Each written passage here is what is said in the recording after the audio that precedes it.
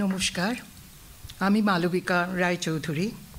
আমি ক্যানাডার টরন্টোর পার্শ্ববর্তী শহর মিসিসাগাতে থাকি।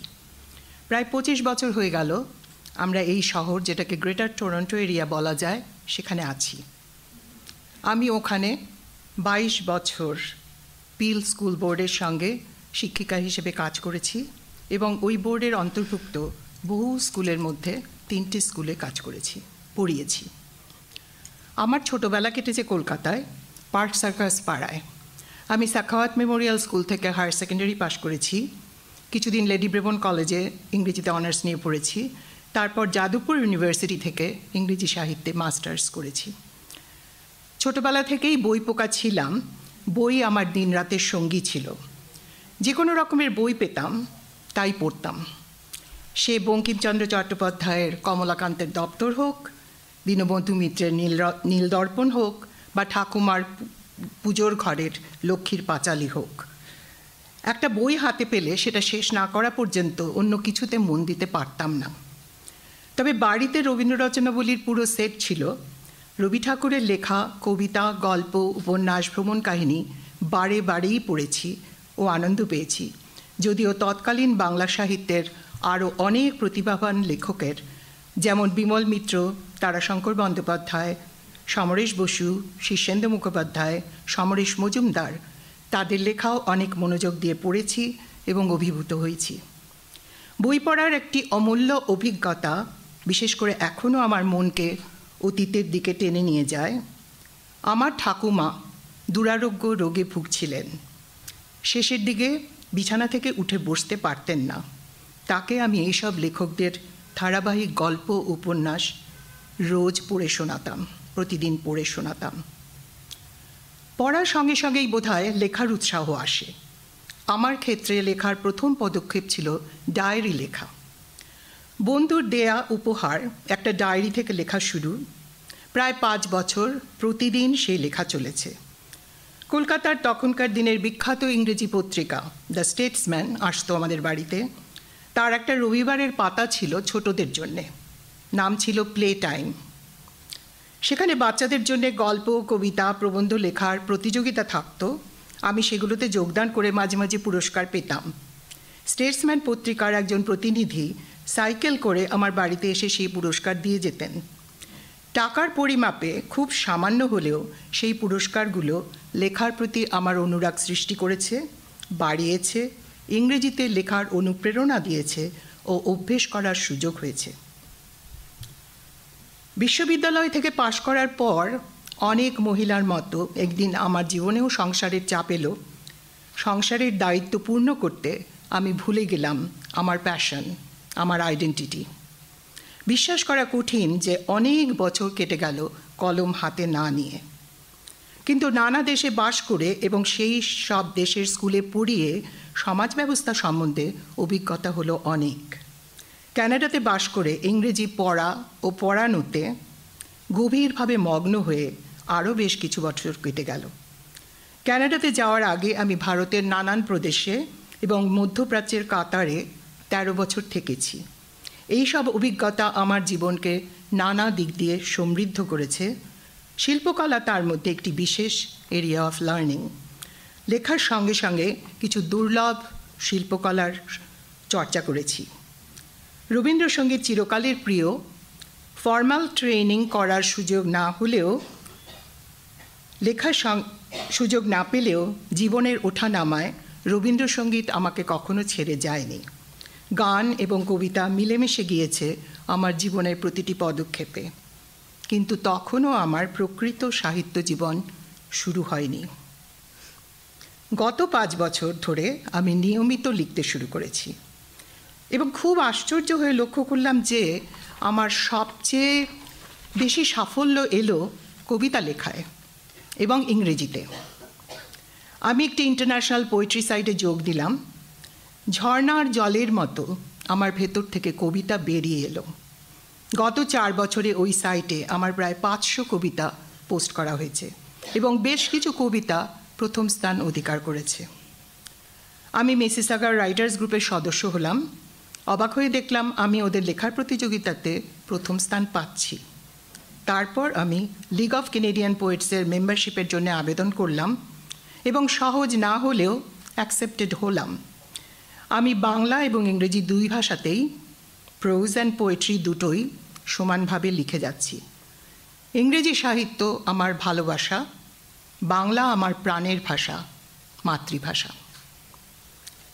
এই সাইটে যোগ দেওয়ার পরে আমি ইংরেজি সাহিত্যের কতকগুলো এলাকা সম্বন্ধে জ্ঞান অর্জন করে সমৃদ্ধ হয়েছি।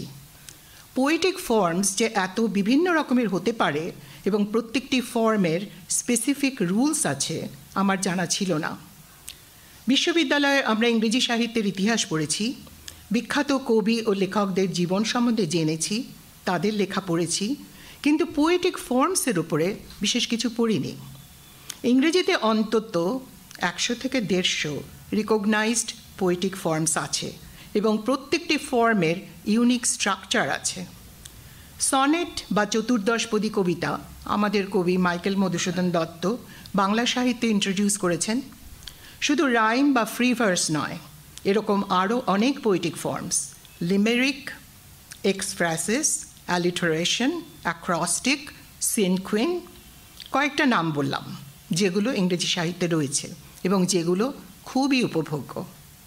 জাপানি সাহিত্য থেকেও কিছু কিছু ফর্ম ইংরেজিতে চলে এসেছে, তার মধ্যে হাইকু, সেনেরু, মোনোকু এগুলোর নাম করতে পারি। 3টে শর্ট লাইন 17 সিলেবলে প্রকৃতির বর্ণনা হাইকু কবিতার বৈশিষ্ট্য। মোনোকু হলো 1 লাইনের কবিতা যার 17 বা তার থেকে কম সিলেবলস থাকবে। আজ আমি আপনাদের সঙ্গে আমার দুটো বই শেয়ার করতে চাই, যে দুটো বই 2023-তে প্রকাশিত হয়েছে। প্রথম বইটি পাহাড় আমায় ডাকে, কলকাতা থেকে কারুকথা পাবলিশার্স প্রকাশ করেছেন। দ্বিতীয় বইটি touch my soul and other poems, এটা রবীন্দ্রনাথের অনেকগুলি কবিতা ট্রান্সলেশন, এটা amazon.com থেকে পাবলিশড হয়েছে। এখন আমি পাহাড় আমায় ডাকে থেকে অল্প একটু আপনাদেরকে পড়ে শোনাবো।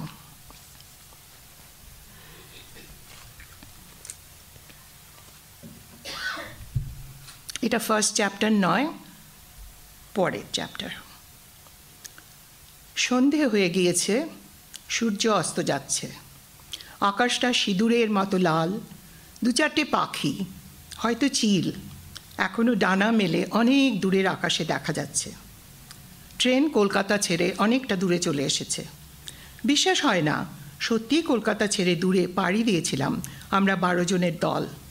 সবাই অনেকক্ষণ গল্প স্বল্প করে একটু ক্লান্ত, চোখ বুজে আসছে, আর মনের মধ্যে কত স্মৃতি ভেসে আসছে। জীবনের অনেকগুলো বছর কেটে গেল, চুপ করে বসার, নিজেকে নিয়ে, নিজের জীবনকে নিয়ে চিন্তা করার বিশেষ অবসর হয়নি। আজ কেন জানি না, অনেক কথা মনের অন্দরমহল থেকে এগিয়ে আসছে এক পা এক পা করে। পূর্ববঙ্গের, বর্তমান বাংলাদেশের ময়মনসিংহ জেলায় একটা ছোট গ্রাম বাণীগ্রামে যখন আমার জন্ম হয়েছিল, আমার মায়ের 3টি মেয়ে ও 2টি ছেলে ছিল। তবুও আমার মা ও বাবা আরেকটি সন্তানকে খুব আদর করেই কোলে তুলে নিতে চেয়েছিলেন। আমার বাবা হেমেন্দ্র মোহন চৌধুরী তখন ময়মনসিংহ শহরের ইউনাইটেড ব্যাংকের ম্যানেজার। তখনকার দিনে, আমি ভারতবর্ষ স্বাধীন হওয়ার আগের কথা বলছি, আমার বাবার মতো BA BL পাশ করা লোক খুব কমই ছিল। ওকালতি করা তো বহু লোকেরই স্বপ্ন ছিল, কিন্তু যা শুনেছি মায়ের মুখে, ওকালতি করা আমার বাবার পোষালো না।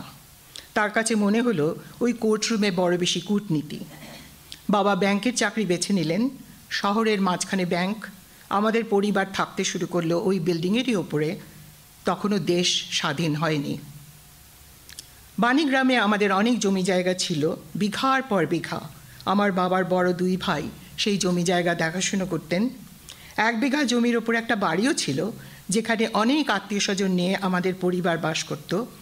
বিশাল দিঘিতে মাছ ছিল, আম কাঁঠালের বাগান ছিল, নিজেদের জমিতে শাক সবজি তো হতোই, বহু বিঘা জুড়ে ধানের জমি ছাড়াও অনেক সুপুরি গাছ ছিল। মেয়েরা তো অন্দরমহলেই থাকতো, কিন্তু আমার মা জেঠিমারা নিজেদের গাছের ওই সুপুরি বিক্রি করে তাদের টুকিটাকি পছন্দের বা শখের জিনিস কিনতেন। সেটা তাদের আওতায় ছিল, পুরুষেরা সেই কেনাবেচাতে মাথা গলাতেন না, কেউ হিসেব চাইতেন না মহিলাদের কাছে। ধানের জমি দেখাশোনা করার জন্যে, চাষ করার জন্যে আমাদের প্রজা কিছু লোকও ছিল, যারা তাদের সংসার নিয়ে ওই জমিতেই বাস করত। হিন্দু মুসলমান বাস করত সেই গ্রামে, যদিও প্রবল প্রতাপী জমিদারেরা তো হিন্দুই ছিলেন। কথায় বলে তাদের নির্দেশে বাঘে গরুতে এক ঘাটে জল খেত। সেটা কতটা সত্যি জানি না। তবে জানি আমার জ্যাঠামশাই সুরেন্দ্রমোহন চৌধুরীর দরজার সামনে দিয়ে যাতায়াত করলে প্রজাদেরকে জুতো খুলে নিতে হতো। জুতো পায়ে সুরেন্দ্রমোহন চৌধুরীর সামনে দিয়ে হাঁটবে? কখনোই না। এই প্রবল প্রতাপী সুরেন্দ্র চৌধুরী কিন্তু বিপদে আপদে মানুষকে আশ্রয় দিতে দ্বিধা করতেন না। একবার তো বিরাট রায়ট লেগে গিয়েছিল শুনেছি হিন্দু মুসলমানে। ব্রিটিশ গভর্নমেন্ট সামলাতে পারছিল না, এতগুলো পাশাপাশি গ্রামের মানুষ ভয়ে তটস্থ। এই সুরেন্দ্রমোহন রক্ষা করেছিলেন 5টা গ্রামের মানুষকে। তার নিজের বাড়িতে বহু মানুষকে আশ্রয় দিয়ে তাদের প্রাণ বাঁচিয়েছিলেন। তারা পরে গান বেঁধেছিল তার নামে। ব্রিটিশ গভর্নমেন্টও রাইফেল পুরস্কার দিয়েছিল তার সাহস ও বীরত্বের জন্যে। প্রবাসী পত্রিকায় ছবি বেরিয়েছিল তার। আমার মায়ের বিয়ে হয়েছিল যখন তার 13 বছর বয়স, আর বাবার 18-19। আমার মা প্রবাসিনী, মশুয়ার খুব ধনী পরিবারের মেয়ে ছিলেন। আমার মায়ের বাবা, আমার দাদুর একটা পোষা হাতি ছিল, আর আমার দিদিমা বই পড়তে ভালোবাসতেন বলে তার লাইব্রেরি ছিল। কিন্তু তাদের বড় মেয়ে আমার মা সেই যুগের বিবেচনায় সুন্দরী ছিলেন না। বেশ লম্বা ছিলেন, আর তার গায়ের রং বেশ কালো ছিল। তাই বিয়ের বাজারে তার দাম কমে গিয়েছিল। আমার মায়ের বাবা পিতামাতাহীন জামাইকে কলেজে পড়াবার জন্য সাহায্য করেছিলেন। আমার মা তাদের সবচেয়ে বড় মেয়ে, কিন্তু তখনকার দিনে মেয়েকে গয়নাগাটি পরিয়ে শ্বশুরবাড়িতে পাঠিয়ে দেওয়ার পরে বাবা মায়েরা আর তাদের বিশেষ দায়িত্ব নিতেন না, খুব কমই যোগাযোগ থাকত। দূরত্ব একটা কারণ, সমাজ ব্যবস্থা আরেকটা। মেয়েরা বিয়ের পরে অন্য একটা পরিবারের অঙ্গ হয়ে যেত। সে যেরকম পরিবারই হোক, ধনী বা সামান্য অবস্থার, মেয়েরা নিজেদের ভাগ্য মনে করে সেখানেই মানিয়ে নিত। আমার মায়ের ধনী বাবা মা মেয়ের আর বেশি খোঁজ খবর করতে না পারলেও মেয়ে কিন্তু কতগুলো জিনিস বাপের বাড়ি থেকে নিয়ে এসেছিল, সেটা কেউ বাধা দিতে পারেনি। আমার মায়ের রান্না ছিল অপূর্ব। যে একবার খেয়েছে তাকে আবার ফিরে আসতেই হবে। তার হাতের তৈরি মিষ্টি বিখ্যাত ছিল। বিশেষ করে বিয়ে বাড়ির তত্ত্ব সাজাতে প্রবাসিনীর মিষ্টি থাকতেই হবে। মা ছিলেন শিল্পী। তিনি পাথর খুদে আলপনার মতো ডিজাইন করে সন্দেশের ছাঁচ তৈরি করতেন। লক্ষ্মী পুজোর দিনে তার আলপনা দেখার জন্যে পাড়াপড়শি অপেক্ষা করে থাকত। তার নাতি নাতনিরা কত যে আচার চুরি করে খেয়েছে তার ঠিক নেই। আর সে যে কত রকমের আচার, এক আমেরই হয়তো 10 রকমের, কাঁচা পাকা ঝাল মিষ্টি টক সব রকমের, তার উপরে তেঁতুল আমড়া কুল হাজারো রকমের। মা পুজোর ঘরে সব আচার লুকিয়ে রাখতেন, একটু একটু করে দুপুরে খাওয়ার সময় বার করতেন, কিন্তু কী করে কে জানে, প্রায় শিশিগুলো খালি হয়ে যেত। শিশুদের রাজত্ব ছিল লম্বা দুপুরগুলোতে, পুজোর ঘরের বাঁধন তারা মানত না। আমার ছোটবেলার কথা বলি, আমার ভাই বোনদের কথা বলি। আমার 3 দিদি, 2 দাদার জন্ম হয়েছিল ময়মনসিংহের কিশোরগঞ্জ মহকুমার বাণীগ্রাম গ্রামে। আমারও। আমার দাদা দিদিরা সবাই বেশ সুন্দর ছিলেন। মা কালো হলেও বাবা ফর্সা। আমার দাদা দিদি সকলেরই গায়ের রং ফর্সা ছিল। আমার বড় দিদি পুতুলকে তো সবাই মেম সাহেব বলতো। আর আমার বড় দাদা শিশির যেন হলিউড সিনেমার হিরো। তার উপরে সে পড়াশুনো খেলাধুলো সবেতেই 1 নম্বর। সাহসী উদার দয়ালু নির্ভয় স্বপ্নের রাজকুমার। কত মেয়ে যে মনে মনে তাকে বিয়ে করতে চাইতো তার ঠিক নেই। তাদের বাবা মায়েদেরও মনে মনে আকাঙ্ক্ষা ছিল শিশিরকে জামাই করার। যাই হোক, সে পরের কথা। আমার জন্মের কথা বলি। আমি কিন্তু ফর্সা ছিলাম না আমার দাদা দিদিদের মতো। তখনকার দিনে তো বাড়িতেই বাচ্চাদের জন্ম হতো। বাচ্চা জন্মের জন্য হাসপাতালে যাওয়ার রেওয়াজ হয়নি তখনও। আমার মায়েরও সব ছেলে মেয়ে বাড়িতে হয়েছে, গ্রামের বাড়িতেই। ধাত্রী আসতো খবর দিলে, তারাই সব করত। এবারেও তাই। মায়ের তো 5টা ছেলে মেয়ে হয়েইছে, সবাই সুস্থই আছে, জায়েরা দেখাশুনো করেছে। এবারেও সবই ঠিক থাকবে। কিন্তু সব ঠিক থাকেনি।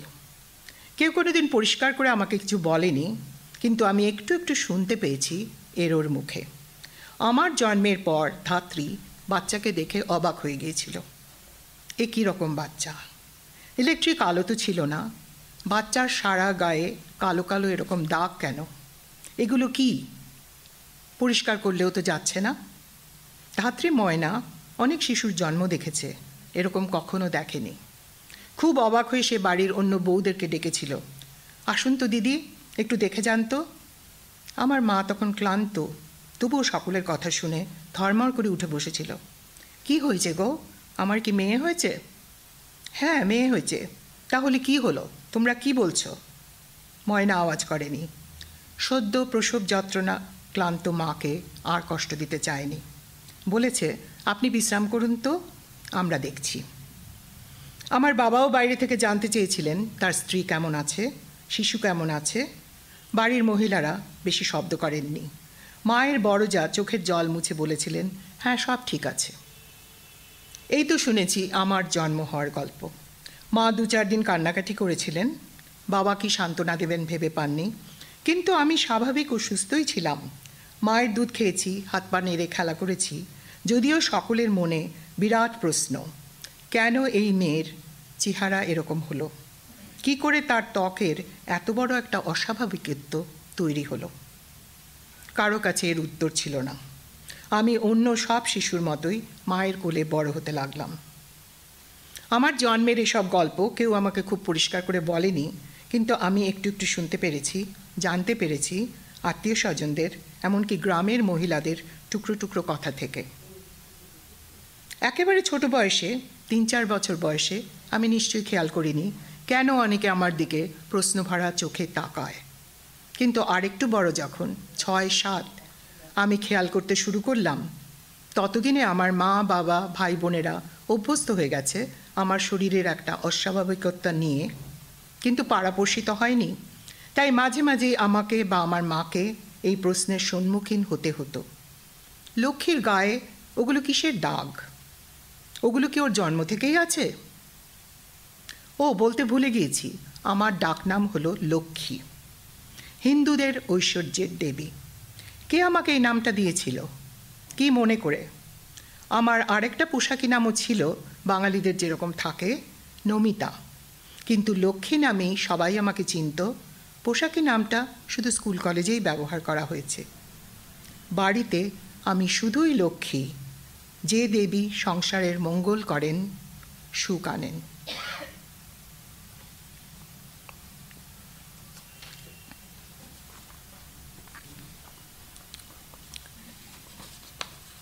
আমি 2019-এ পোয়েট্রি স্যুপ কম নামে একটা আন্তর্জাতিক কবিতার সাইটে যোগদান করি, এবং সেখানকার সদস্যদের মধ্যে আমি এবং দেবযানী মিত্র সদস্য, বাঙালি সদস্য।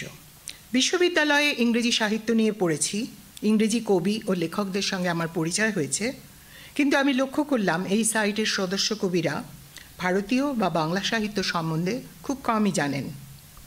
আমার সাহিত্য চেতনা তৈরি হয়েছে রবীন্দ্রনাথ ঠাকুরের কবিতা ও গল্প পড়ে, এবং যদিও রবীন্দ্রনাথ ঠাকুর 1913 খ্রিস্টাব্দে নোবেল পুরস্কার পেয়েছিলেন, তার বহু লেখারই এখনও কোনো অনুবাদ হয়নি, অথচ এই লেখাগুলো বিশ্ব সাহিত্যে সমাদর পাওয়ার যোগ্য।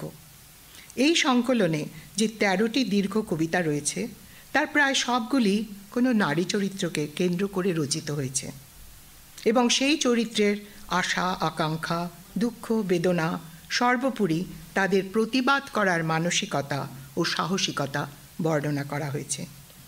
আজ আমি সেই কবিতাগুলো থেকে একটা ট্রান্সলেশন পড়ে শোনাব।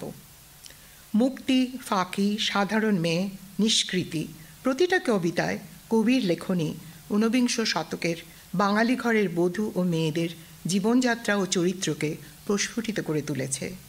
তারা সাধারণ মেয়ে নয়, তারা অসাধারণ মেয়ে।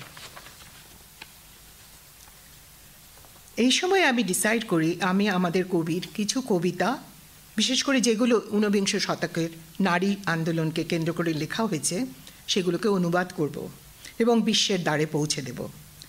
আমার ক্ষমতা সামান্য, ভবিষ্যতে আরও অনেক কবি, অনেক লেখকের প্রচেষ্টা আশা করি দেখতে পাব। বাংলা সাহিত্যের মণিমুক্তগুলোকে বাংলা ছাড়িয়ে ভারতের নানা রাজ্যে এবং বিশ্বের কোণে কোণে ছড়িয়ে দিতে হবে। এই বইটির শেষ পাতায় একটা কমেন্ট সেকশন আছে। সেই কমেন্টসগুলো পড়লে বুঝতে পারবেন কতজন বিদেশি এই অনুবাদগুলোকে ভালোবেসে পড়েছেন। ইংল্যান্ড, আমেরিকা, কানাডা তো আছেই। রবি ঠাকুরের অসামান্য নারীদের ভয়েস পৌঁছে গিয়েছে মাল্টা থেকে কোরিয়া। তারা কবিতাগুলোর অনুবাদ পড়ে আনন্দ পেয়েছেন এবং অবাক হয়েছেন যে এমন একটি ঐশ্বর্য সম্বন্ধে তারা কিছুই জানতেন না।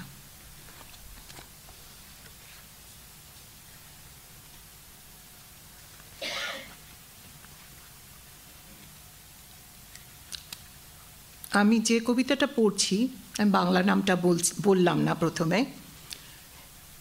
ইংরেজিতে আমি টাইটেল দিয়েছি freed from my shackles. Let the doctors say whatever they want. Please let the windows stay open. The 2 windows in the back. Medication? I'm done with pills. Bitter, strong, I had so many of them. Every minute, every day, it is hard to live. That's the disease. So many kinds of treatment, so many kinds of exercises. Such a fuss for being a little careless. This is good, this is not. Listening to everybody's opinion. Lowering my eyes, covering my head, I spent 22 years at your home. That's why relatives, neighbors as well, say she's like Goddess Lakshmi. Such a devoted wife. She is so docile. Arrived at your place when I was 9. Steered through the long hallway of this household, dragging a life burdened by everybody's wishes. At last, I have reached the end of this path. About my happiness, about my sorrow, I didn't have a moment to think about myself. This life is good or not, or somewhat all right. How would I realize? Did I weigh the ups and downs? At a stretch, one tiring melody. The wheel of life was going on and on. For 22 years, I was tied to that wheel. Like a blind in the mud, I didn't know who I was, how immense this world is, what are the wonders it is filled with. I didn't hear what messages from mankind play music on a veena of time. The only thing I knew, eating after cooking and cooking after eating.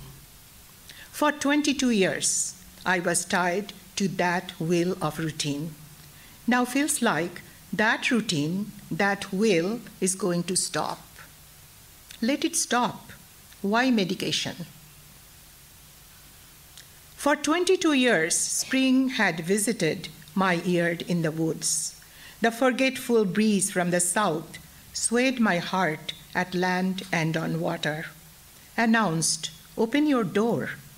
I didn't even know when he came and left. Perhaps swept away my heart secretly. Perhaps made me make mistakes in my chores. Perhaps made me feel a pang of sadness from another life. In my sorrows and happinesses for no reason. Perhaps the heart used to wait for the sound of someone's footsteps on a magical spring day. You used to come back from work in the evenings, went to join the neighborhood chess club. That's all right. Why today all these little sensations of the heart appearing in my mind? This is the first time in 22 years spring has visited my room. By looking at the sky through my window, this is what makes my heart overflow with delight every minute. I am a woman. I am magnificent. The sleepless moon has tuned with me in the celestial light. The rise of the evening star wouldn't make sense without me. Blooming of the flowers would lose its meaning unless I were there. For 22 years, I used to think, I was imprisoned in your household forever. Still, I was not sad about it. My days had passed with an idle sensation. I would spend more and more days the same way if I lived longer. All the relatives, wherever they are, praise me for being such a compliant wife, as if that's my success in this life. The praises from many people when I stay inside. Today, I don't know when my ties are gone. The birth and the death are the same. In the boundless, vast body of water, to that bottomless place, with all the walls from my storage rooms like little bubbles. This is the first time in many years the wedding music has started in the expanse of the sky of the universe. Let the 22 years remain in the dusty corner of my room. I have been summoned to the nuptial room in my death. He is my beloved at my door, desiring for love. He is not only my Lord. He is not going to ignore me ever. What he wants is the hidden captivating charm in me. He is standing in the meeting place of all planets and stars, gazing at my face. This world is fascinating. I am the woman enchanting. Magical death, oh my infinite beggar, open the door, please open. Erase the tide of time from the futile 22 years.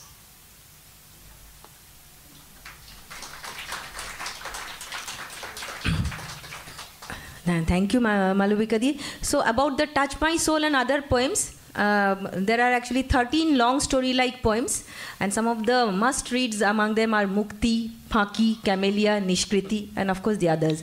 4 spiritual songs, translations ache, a prayer, Shudhu Tomar Bani, and Aaj Jamon Kore. আর themes যেগুলোর উপর লেখা হয়েছে আপনারা একটু তো শুনলেনই, mostly women empowerment, mother and child, যেটা কি একটা ইউনিভার্সাল রিলেশন, যেটা শুধু কবিতাতেই নয়, এটা অনেক কিছুতেই মানে বলতে হয় না সেটাকে। আর women taking charge of beyond their passive roles. আমার মনে হয় বহু বহু যুগ ধরে কত কত ট্যালেন্ট আমরা হারিয়েছি, কেন বহু মহিলারা ঘরের ভেতর তাদেরকে মানে থাকতে বাধ্য করা হতো। সেই জায়গাটা থেকে আমার মনে হয় অনেক কিছুই আমরা একটা মানে প্যাসিভ রোলে আমরা তাদেরকে করেছি। তো এইরকম অনেক থিম আপনারা এই বইগুলোতে পাবেন। আর পাহাড় আমার ডাকে তো আপনারা একটু পড়লেন, উনি একটা চ্যাপ্টার থেকে পড়েছেন। এমনি ইন জেনারেল যে আরও থিমগুলো যেটা এগুলোর মধ্যে রয়েছে, যেটা পার্টিশন অফ বেঙ্গল বা সেই সময় যে স্ট্রাগল সেই সব পরিবারদের করতে হয়েছিল, role of women in after partition, আর ফিজিক্যাল ডিসেবিলিটি মেয়েদের ক্ষেত্রে সেটা কীভাবে জিনিসটা হয়েছিল, সেরকম কিছু কিছু ওনার নিজস্ব অলমোস্ট মানে চোখে দেখা বা শোনার মধ্যেই রয়েছে। অমরনাথের যাত্রা তো এই দুটোই আমার মনে হয় রয়েছে। আমি বেশি বলবো না, কেননা আমাদের যে পরিবেশটা রয়েছে তা আমি I will open the doors between the writer and the audience. আমরা একটু নর্মাল ইন্টারাকশনস করতে পারেন about this. And to end the show, P.B. Shelley, I have drunken deep of joy and I'll taste no other wine tonight. Thank you.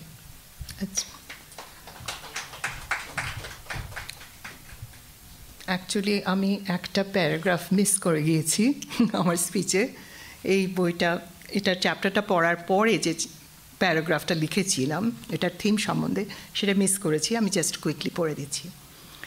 এই বইটির title শুনে এবং প্রচ্ছদপট দেখে আপনারা হয়তো ভাববেন এটি একটি ভ্রমণ কাহিনী, হয়তো পাহাড়ে যাওয়ার। হ্যাঁ, সেটা সত্যি। এই বইটার একটা বড় থিম হলো অমরনাথ যাত্রা, কিন্তু এই থিমের পাশাপাশি আরও 2টি থিম এগিয়ে চলেছে এই কাহিনীতে। আমার জন্ম কলকাতা শহরে, কিন্তু আমার পরিবার, আমার দাদু ঠাকুমা, বাবা মা এবং অন্য আত্মীয়রা এসেছিলেন বাংলাদেশ বা তখনকার পূর্ববঙ্গ থেকে ভারত বিভাগ হওয়ার পরে। আর তারা পূর্ববঙ্গের সেই সুখী জীবন ত্যাগ করে সেটেল করেছিলেন পার্ক সার্কাসের এক ভাড়া বাড়িতে। আমার ছোটোবেলার স্মৃতিতে বারবার ফিরে আসে আমার পরিবার এবং আরও ৫-৬টি পরিবারের নতুন দেশে নতুন পরিবেশে সংগ্রামের কাহিনী, সেই স্মৃতি এই বইটির মুখ্য থিম। পাশাপাশি কয়েকটা থিম চলতে থাকলে মনে হতে পারে যে অনুসরণ করার অসুবিধে হবে, তা কিন্তু হয়নি। আমি এই টেকনিকটা অ্যাপ্লাই করে মোটামুটি আনন্দিত। সেখানেই লেখার কৃতিত্ব মনে করি। এই বইটি পড়লে আপনারা চৌধুরী পরিবারের কয়েকটি সদস্যের সঙ্গে পরিচিত হবেন আর তাদের জীবন কাহিনী জানবেন, কিন্তু একই সঙ্গে জানবেন সেই পরিবারের একটি সাহসী নারীর কাহিনী, যে তার শারীরিক একটি কন্ডিশনকে পুরোপুরি তুচ্ছ করে মাথা তুলে দাঁড়িয়েছিল অত্যন্ত সাফল্যের সঙ্গে। এই গল্পটি তারই কাহিনী, যে জীবনে সব কিছু পায়নি যা অন্যেরা স্বাভাবিকভাবে পেয়ে থাকে, কিন্তু সেই অভাব তাকে দমিয়ে রাখতে পারেনি। সামাজিক ও সাংসারিক বাধাবিঘ্ন পেরিয়ে এক নারী চরিত্রের বিজয় এই গল্পের কেন্দ্রবিন্দু। আপনারা তারই ভয়েস এই বইতে শুনেছেন। তাছাড়া অমরনাথ কেভের দর্শন এই গল্পের অন্য থিমগুলোর সঙ্গে সুন্দরভাবে জড়িয়ে গিয়েছে। প্রতি বছর বহু তীর্থযাত্রী এই দুঃসাহসী পথের যাত্রী হয়ে থাকেন। কিসের সন্ধানে? প্রকৃতি ও আধ্যাত্মিকতা তাদের নিয়ে যায় এক কঠিন ভ্রমণ পথে। মানুষে মানুষে কোনো ভেদাভেদ থাকে না, সকলেই সকলের সহায়, একে অপরের বন্ধু, এক দুর্গম পথ চলায়। আজ আমি আপনাদের সামনে এই দুটি বইয়ের কিছু কপি প্রেজেন্ট রেখেছি। এগুলো আছে কলকাতার অনেক বুক স্টোরে, মেইনলি আছে প্রতিক্ষণ চা ঘর বুক স্টোর, সেখানে। আর রবি ঠাকুরের, তাছাড়া amazon.in পাওয়া যায় বইটা। আর রবি ঠাকুরের ইংরেজি অনুবাদ বইটি amazon.in আছে, কিন্তু অনলি কিন্ডল ভার্সন, দ্যাট মানে অনলাইন। তো সেই জন্যে আমি ক্যানাডা থেকে কিছু কপি নিয়ে এসেছি, পেপারব্যাক কপি, কারণ এগুলো আপনারা পাবেন না এখানে, সেই জন্যে। বাট তবুও আমার মনে হয় না এনাফ আমি আনতে পেরেছি। তো সেই জন্য আপনারা যদি মনে করেন খুব ইন্টারেস্টেড, আমি একটু খাতা দেবো, কাগজ আছে, নাম লিখে দিলে আমি বলতে পারবো যে কীভাবে ওইগুলো পাওয়া সম্ভব। আর অনেক অনেক ধন্যবাদ আজ আপনাদের এখানে উপস্থিত থাকার জন্যে। লেখক ও পাঠকের যোগাযোগ আমাদের উদ্দেশ্য ও কাম্য। কৃতজ্ঞতা ও শ্রদ্ধা ধন্যবাদ জানাই সেক্রেটারি মহারাজ স্বামী সুপর্ণানন্দ, কালচারাল কোঅর্ডিনেটর শ্রীযুক্ত সায়ক চক্রবর্তী এবং রামকৃষ্ণ মিশন কালচারাল ইনস্টিটিউটের প্রতিটি কর্মীকে, যারা আজকের অনুষ্ঠানকে সাফল্যমণ্ডিত করে তুলেছেন।